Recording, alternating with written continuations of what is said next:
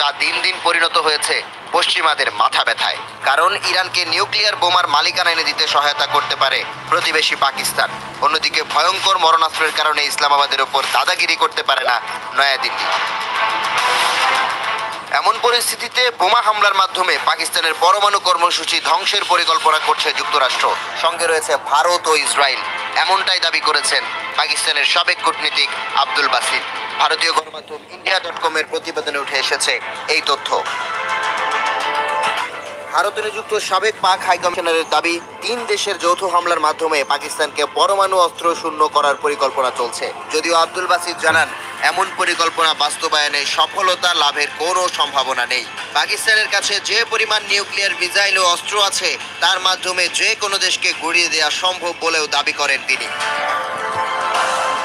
ইরানের পরমাণু অস্ত্র তৈরির কার্যক্রমে বারবার বাধা তৈরি করেছে ইসরায়েল ও তার পশ্চিমা মিত্র যুক্তরাষ্ট্র।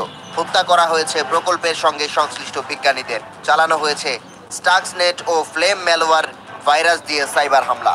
তবে অকুতোভয় ইরানিদের দমিয়ে রাখতে না পারায় দেশটির পরমাণু স্থাপনায় বারবার বোমা হামলার হুমকি দিচ্ছে ট্রাম্প প্রশাসন।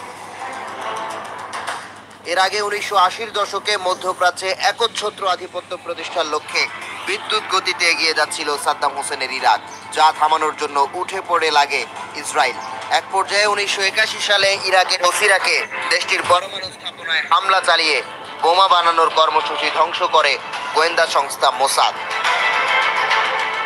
ইরান ও ইরাক ছাড়াও পাকিস্তানের পরমাণু স্থাপনায় হামলার ষড়যন্ত্রের ছক কষেছিল ভারত ও ইসরায়েল। 1980-র দশকে যখন ইসলামাবাদের নিউক্লিয়ার প্রোগ্রামের কাজ সর্বোচ্চ গতিতে চলছিল, ঠিক সে সময় মোসাদের সঙ্গে যুক্ত হয় লক্ষ্য ছিল রাজধানীর পার্শ্ববর্তী অঞ্চল কাহুটা